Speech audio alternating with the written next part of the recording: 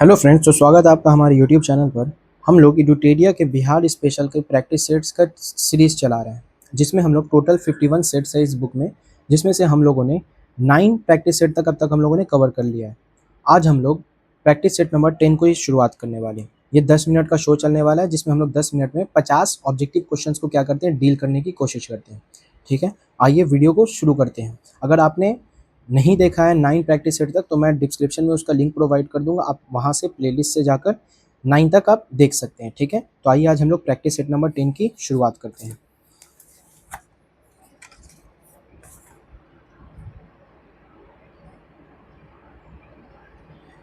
तो practice set number 10, question number 1 है, प्राचीन नालंदा विश्वविद्यालय को किस वर्ष विश्व विरासत स्थल की सूची में शामिल किया, यानी कि यूनेस्को में शामिल किया गया था?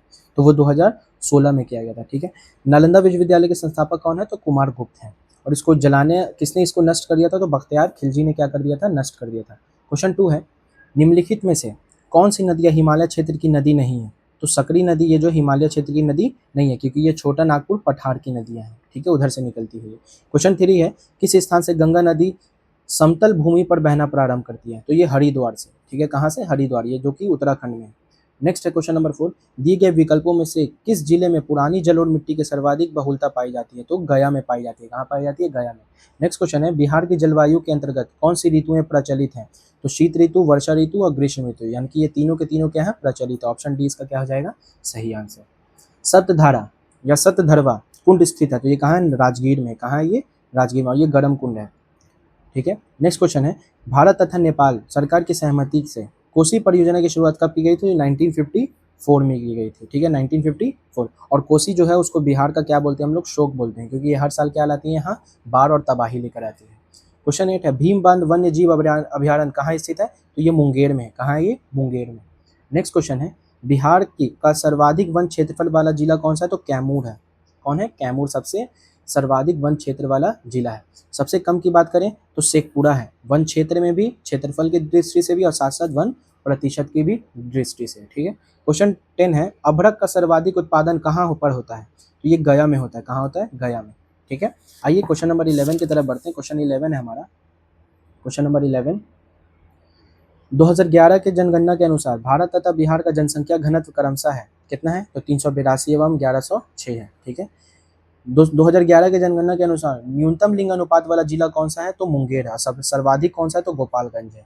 ठीक है, आइए आगे बढ़ते हैं क्वेश्चन नंबर 13 की तरफ। बिहार स्थित बरौनी तेल शोधक कारखाना किस देश के सहयोग से स्थापित किया गया है? तो ये रूस। किसके सहयोग के साथ है? रूस के। बिहार में विद्युत इंजन कारखाना कहाँ स्थित है? तो मधेपुरा में है। नेक्स्ट है, मरोड़ा स्थित डीजल रेल कारखाना द्वारा निर्मित शक्तिशाली डीजल इंजन गजराज कितने हॉर्स पावर का है? तो ये 6000 हॉर्स पावर का है। नेक्स्ट क्वेश्चन है, बिहार राज्य पथ परिवहन निगम की स्थापना कब की है? तो 1959 में की गई थी। बिहार सरकार द्वारा प्रतिवर्ष स्थापना दिवस कब मनाया जाता है? तो 22 मार्च को। कब मनाया जाता है? 22 मार्च को। ठीक है, और इसकी मनाने की शुरुआत कब से की है हम लोग? 2010 से की है, श्री नीतीश कुमार के सहयोग के साथ। क्वेश्चन 18 है हमारा, बिहार विधानसभा में अनुसूचित जनजाति के लिए आरक्षित सीटों की संख्या कितनी है? तो 2 है। कितनी है? 2 है।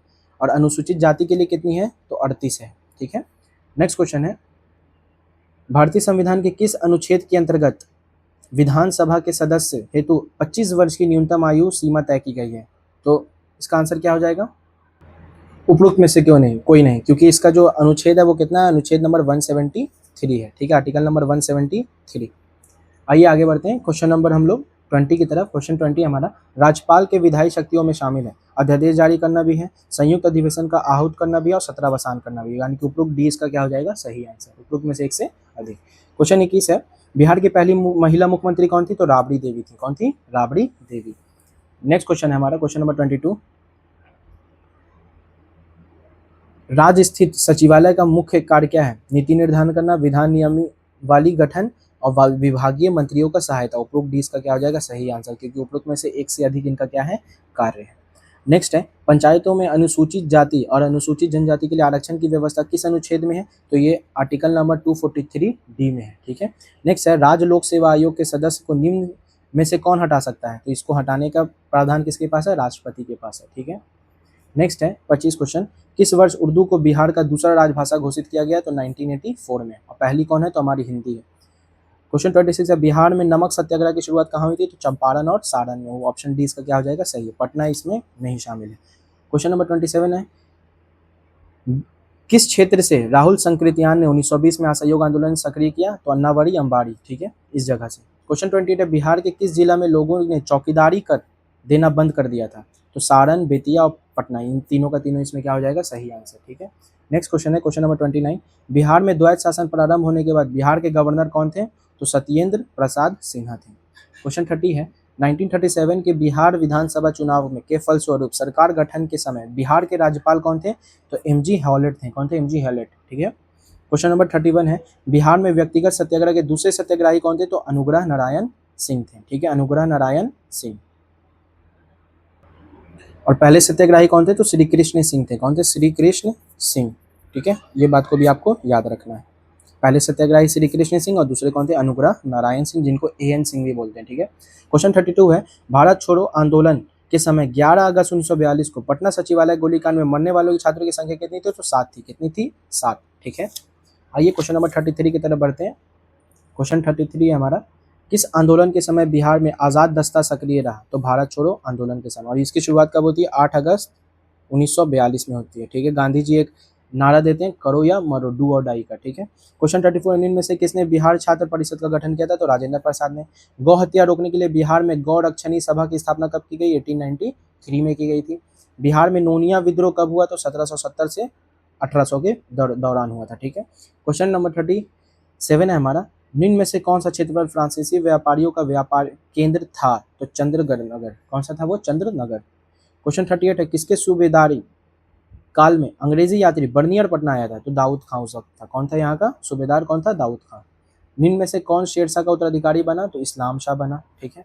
नेक्स्ट है क्वेश्चन नंबर 40, 8वीं शताब्दी के मध्य मौखरी वंशीय शासन की समाप्ति के बाद किस वंशीय शासक की नींव बिहार में पड़ी? तो पाल वंशीय शासक की, ठीक है। क्वेश्चन 41 है हमारा, बंगाल के किस शासक के समय सिकंदर लोदी ने बंगाल एवं मुंगेर दोनों के बीच सीमा रेखा का निर्धारण किया? तो अलाउद्दीन हुसैन शाह के समय, ठीक है। क्वेश्चन 42 है हमारा, निम्नलिखित में से किस स्थान पर बख्तियार खिलजी के शव को दफनाया गया है? तो बिहार शरीफ में दफनाया गया है। कहाँ दफनाया गया? बिहार शरीफ में, जिसने नालंदा विश्वविद्यालय और साथ साथ विक्रमशिला विश्वविद्यालय का क्या किया था? नष्ट कर दिया था। नेक्स्ट है क्वेश्चन नंबर 43, बिहार में से किस शासक के शासनकाल में चतुर्थ बौद्ध संगति का आयोजन किया गया था? तो कनिष्क के। और ये कहाँ हुआ था? कुंडलवन कश्मीर में हुआ था, ठीक है। पहला किसके समय में हुआ? तो अजातशत्रु के समय हुआ था, दूसरा कालाशोक में, और तीसरा अशोक के समय, और चौथा कहाँ हुआ था? तो कनिष्क के समय हुआ था, ठीक है।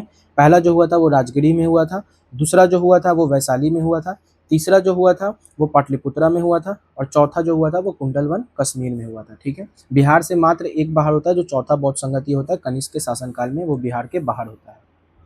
क्वेश्चन 44 है, कर्नाट शासकों में कौन एक महान समाज सुधारक था? तो कौन था वो? हरि सिंह देव था। कौन था? हरि सिंह देव।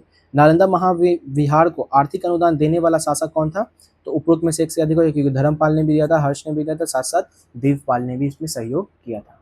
क्वेश्चन 46 है, मगध के प्रवर्ती गुप्त वंश का संस्थापक कौन था? तो कुषाण गुप्त था, ठीक है। नालंदा विश्वविद्यालय का संस्थापक कौन था? तो कुमार गुप्त था, ठीक है। नेक्स्ट है, मगध पर शासन करने वाला राजवंश का सही क्रम क्या है? तो हर्यक, शिशुनाग, नंद और मौर्य। हर्यक, शिशुनाग, नंद और मौर्य, ठीक है।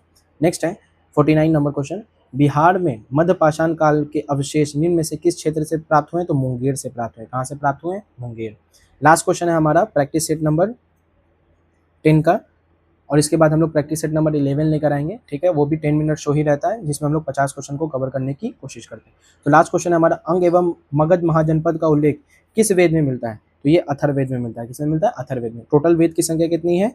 4 है, ऋग्वेद, यजुर्वेद, सामवेद और अथर्ववेद। सबसे प्राचीन वेद को ऋग्वेद बोलते हैं, और सबसे न्यूनतम वेद कौन सा है? तो अथर्ववेद है, जिसमें जादू टोना का वर्णन भी मिलता है। तो यहाँ पर हमारा क्वेश्चन नंबर 50 तक कंप्लीट हो गया। मिलते हैं आपसे नेक्स्ट वीडियो में। अगर आपने वीडियो नहीं देखा है तो डिस्क्रिप्शन में लिंक जाकर क्लिक करके वहाँ से आप वीडियो देख सकते हैं प्रैक्टिस सेट नंबर 9 तक, और ये हमारा प्रैक्टिस सेट नंबर 10 यहाँ पे कवर होता है। मिलते हैं आपसे नेक्स्ट वीडियो में, तब तक के लिए अपना ख्याल रखें। Take care, bye.